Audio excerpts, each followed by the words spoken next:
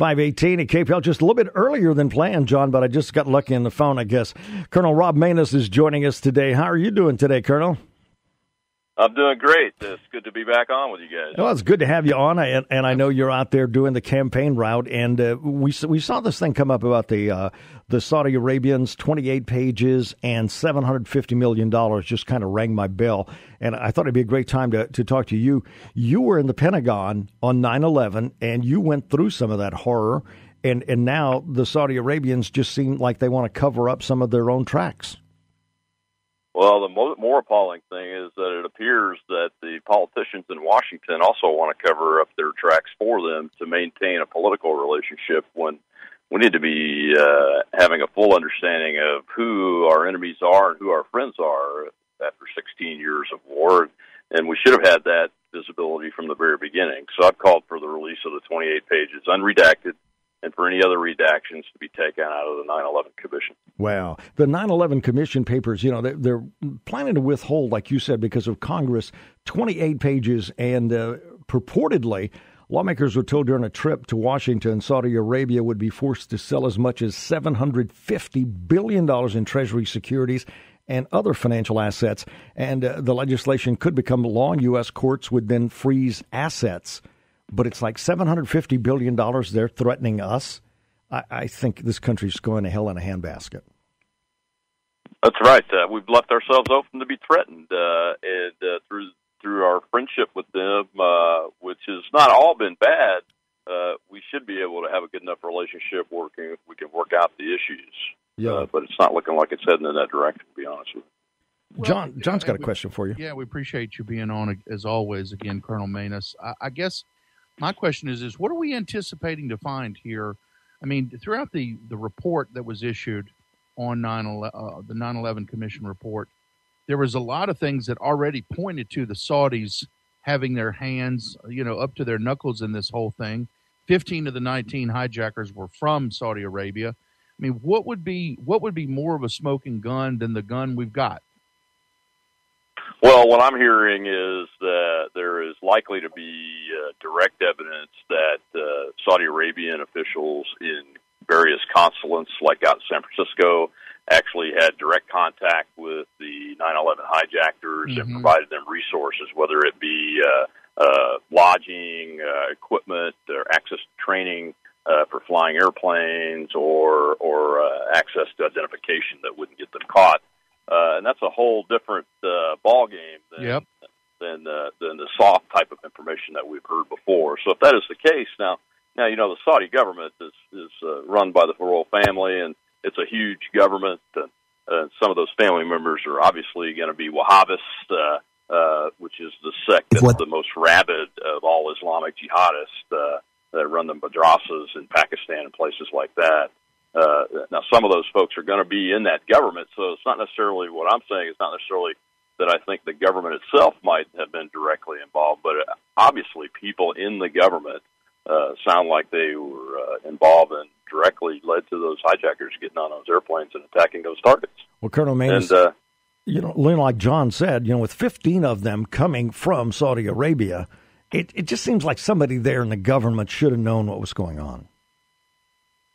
Oh, absolutely. And, these 19 folks, when they're here in the country studying these targets and preparing to do the mission, could not have done it on their own. We know they had support through financial resources and housing and logistics and training and those kind of things. So, as weak as our immigration system is, and they were all here, all 19 of them were here on overstayed visas, and with our inability to have an effective intelligence system, apparently within the country and within law enforcement, even it won't surprise me one bit if some of those officials have been found to have been there. And the worst part is that our own government has kept this information from the American people and from people like me who helped plan the war the war after 9/11. And we need those types of that type of information, as Dr. John knows. The professionals need that type of information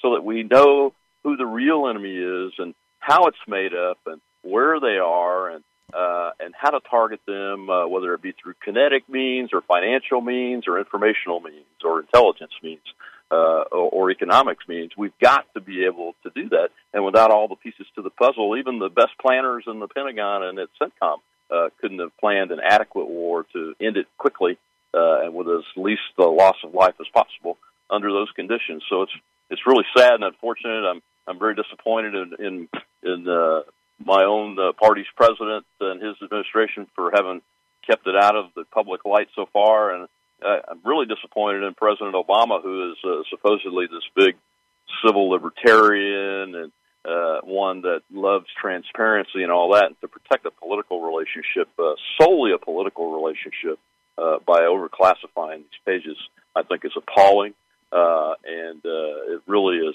hurtful and harmful to those of us who lost colleagues and saw innocents die on that day and have had to fight this war since then. And it's really being unfaithful to the American people because our children have gone and fought and lost their lives in this very, very long war.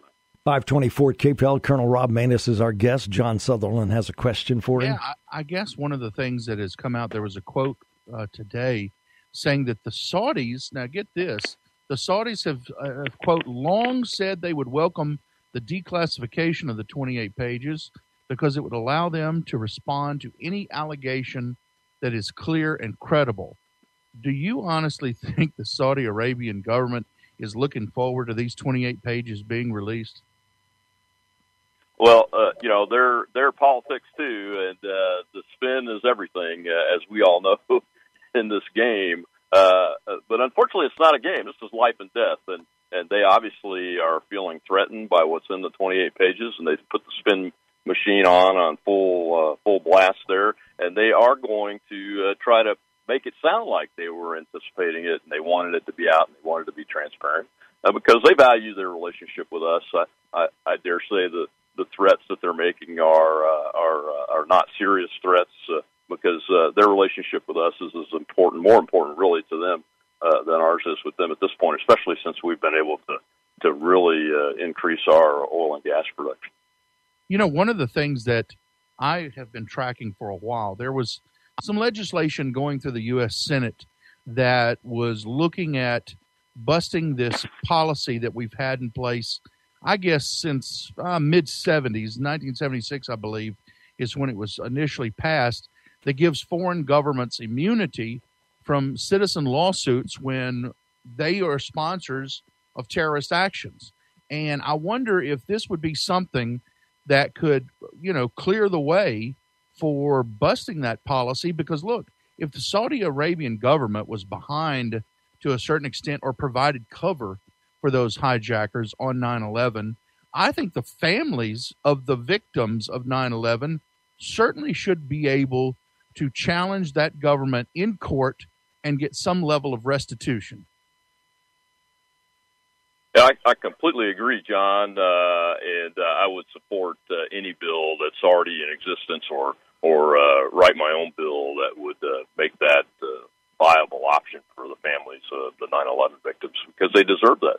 Absolutely. And, the United States should take them to court to be repaid for all of these costs for the war that we've had to fight. If it, in fact, does find out that they were involved to a higher degree than we already know.